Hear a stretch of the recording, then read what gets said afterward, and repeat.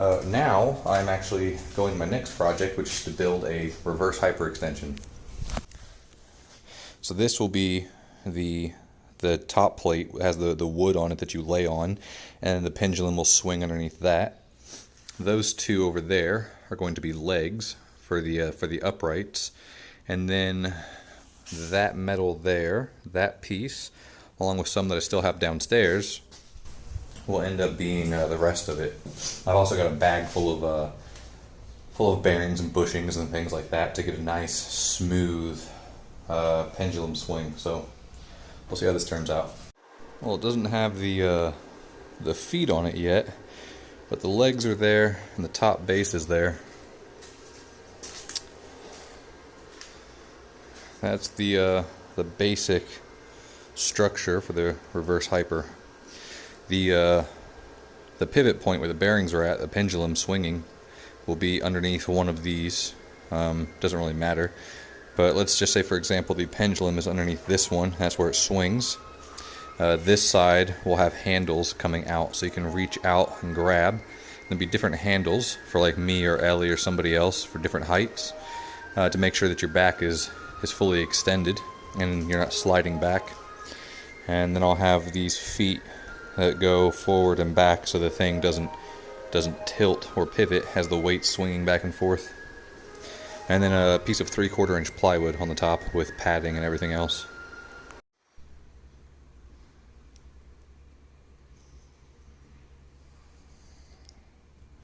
Alright, so I have to build the pendulum and bearing system for this reverse hyper.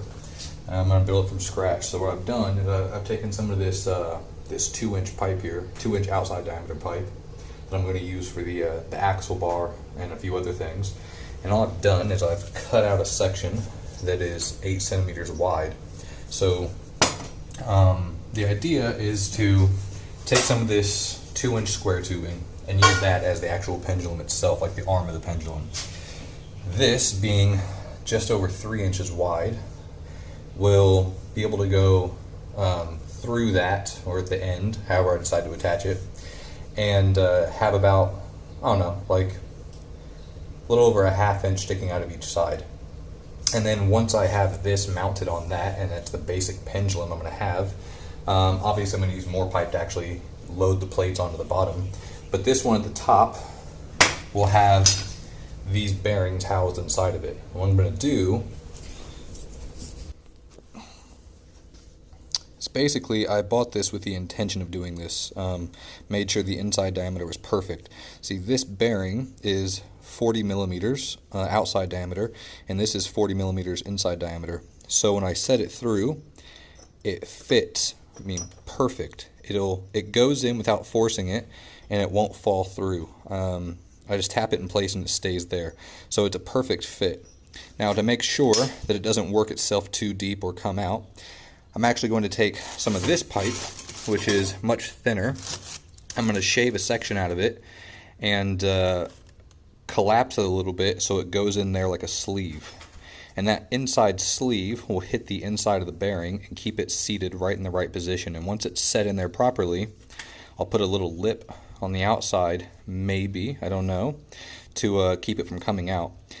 I probably don't have to put the lip, because just putting the bolts and washers to secure it will keep it in place. That's probably what I'll do, but I'll consider putting a lip on there to make sure this bearing can't come out. But anyway, that will have a bearing here, and then flip it over and another bearing. So it'll be a big heavy bearing on each side with a sleeve keeping them spaced properly, with the pendulum hanging off the bottom and the plates loaded. And then I'll probably take some of my scrap steel, because I want to cut good steel. I mean, I've got like this plate here. I've got leftover C-channel. I've got old uprights that I used. I mean, old hooks that I used. I've got more square piping. I mean, I've got scrap steel everywhere. But basically, I'll take I'll probably double stack it so it's about 1/4 inch or thicker, and then I'll put a plate on either side so that the pendulum will snug right between. I can run a big heavy 1-inch bolt right through the middle. Alright, so I've got this cleaned up, and I've got this notch cut out of it. And as you see, if I squeeze even with my hand, it flexes a little bit. So I'm going to get some channel locks and really squeeze that down, get some spring out of it, go inside, push it into the sleeve, and then let it expand naturally and set itself in place. And then I can use like a flathead and there's a little hammer to kind of knock it and get it perfectly centered, and then set these bearings on top of it so that so they stay where they're supposed to stay. And that should be pretty secure. I don't see why that wouldn't work. Well, the sleeve is in relatively even. I'll measure it here in a minute, but so far so good. Well, it fits.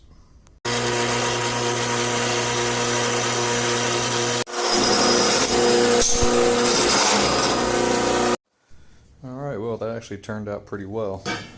I guess it's about ready to mount that bearing into that sleeve.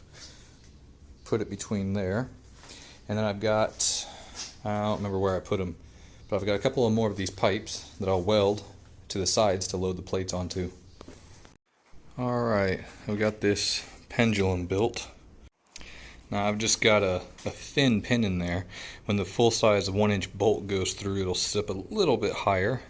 Right now it's sitting low and it's just loose in there. As you can see, it's a pretty thin pin going through, but it appears to do what it's supposed to do. So it's a good sign. It's a good start. Alright, got quite a bit of stuff done. I got these uprights painted. I got that cross member out there painted. And I think these stacks are about ready to go downstairs. I need to clean them up and do a little tidying up here and there. But other than that, I'm ready to take them downstairs and set them up. Then I've got this that I'm working on. Alright, more progress on the reverse hyper. I've got the final pin and fresh bearings put in there. Got all the spatter and stuff cleaned up so it's a little smoother and prettier. I got those 45-degree lateral supports put in. I've got the rubber feet actually drilled up through and placed in so it raises it up a little bit and also keeps it from rocking. I also added the handles right there so you can grab narrow or a little bit wider, you can grab closer or further. So that should be good for multiple people to try to use it. The only thing I need to do now with this frame is just paint it, and then I'll drill pilot holes for how I'm going to mount the top. Then I've got this cloth right here, some of this padding for the corner, like the edge where your hips are going to go. Alright, so I've been working on this reverse hyper extension for, I don't know, a week now. For a while there I was doing work on the reverse hyper when I was waiting to do work on the cable crossover. Like if I had put a layer of paint or I was waiting on to get some parts or something like that for the cable crossover, I'd come over to the reverse hyper and do some work. But now the reverse hyper's done and I can just dedicate my time to this. Basically all I have to do is I've finished most of the frame. I even started cleaning up around here. You see, you can't even see where it was joined. I kind of smoothed out the weld so it's all nice and pretty. I got the wood cut. I've got these bolts. Now see, I cut a bunch of these small holes. I had drilled a bunch of small holes because I was going to do thinner bolts going all the way through, like little screws all the way through to secure it in place. But because it's Chinese New Year, all the hardware stores are closed and I can't go out and get those, and I'm getting kind of impatient. I don't want the entire project to be held up by the fact that I'm missing these little screws. So instead I'm just going to use these 4 on the corners. I'm going to use these bigger bolts that I already have and just run it straight through. I've got this padding right here. It's pretty dense foam padding that I'll use several layers of. And then I've got this. It's like a hose insulator, but I'm going to cut it up the side so it opens up at one end, and then use that when it's this little open mouth C shape to hook onto the side because this is where your hip is going to go as your legs go back and forth. I want to put several layers of that hose insulation on the edge here to really pad the hips so you don't feel the edge of the wood in there.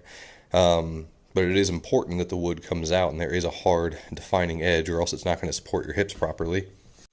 Alright, I got this padding put on. What I did was I used 2 layers of this hose insulation, and then right next to that continued on I used 1 layer of this foam padding, and I used another layer on top of that, but then went over both sides and can actually wrap around. And now I'm going to cover it with this. This is looking ugly, but it's what I got so far. I got this fabric stretched over to make sure that all the padding underneath stays where it's supposed to and doesn't drift anywhere. Got these corners bunched up. I could have trimmed it, decided just to keep it there. Basically, I decided to punch holes and then lace it so I could tighten it if it stretches out over time, rather than just stapling in place. Of course, this fabric is porous. It'll absorb moisture, which isn't good. So actually, I was thinking if I wanted to use plastic or whatever else, like I said, good like marine grade vinyl. It's a bit difficult to come by, specifically because I don't know the Chinese for it. So I decided that what I could do was just use duct tape, actually, at least for now. It would stick to anything it touches. It would be all one consistent color, and it's pretty tough, so if I put it on tight, it would actually help keep everything secured, and it is waterproof, so I think I'm going to try to wrap some duct tape on it. Alright, finally got this reverse hyper into the gym. The dimensions mean that you have to turn it on its side and wrap it around the door frame to get it in. It won't go in straight. But this door doesn't open quite all the way. It hits the back leg of this. So I actually had to take the door off the hinges so I could get this thing in here and then put it back on. Now, I decided to actually buy a toe strap. Light duty toe strap for a few various reasons, other than the fact that it's very rugged and well built and has loops already sewn into it. But I was using it on the top of my my cable here because I was actually doing some neck traction. I was decompressing my neck. My neck has been hurting all fucking day, like bad, causing headaches, making me feel nauseous. I did some traction with this and I'm feeling way better, so that worked. But now I'm going to take this off of here and wrap it around the pendulum so I can hook my legs into it and test this thing out. I have a feeling that if I swing the weight too much, it'll tip the thing because the legs are not longer. I had thought about extending them out, but I thought that might actually make it even more difficult to get into the room. So my plan is to bring it up nice and controlled, but then let the momentum carry it down to kind of decompress the spine. That way, the lumbar, the glutes, and all the muscles are working under control to bring it up, but then the momentum is bringing it back down and decompressing the spine. And I think as long as I'm bringing it up controlled and not swinging it back, that it might rock a little bit, but I think it should stay put. We'll see.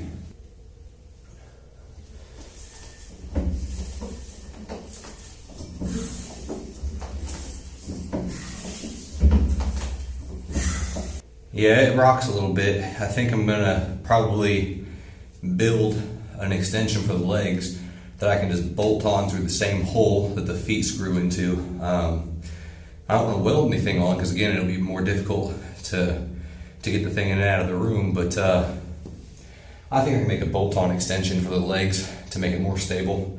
But as far as the smoothness, it feels perfectly smooth. I don't feel anything binding or catching or grinding or anything. And actually just doing those few reps, my lower back, which has been killing me for about 4 or 5 weeks, magically right now actually feels fantastic. So between the neck traction, my neck is feeling better, and just doing a few reps of that, my lower back's already feeling better, at least right now. So that's a success. Thanks for watching.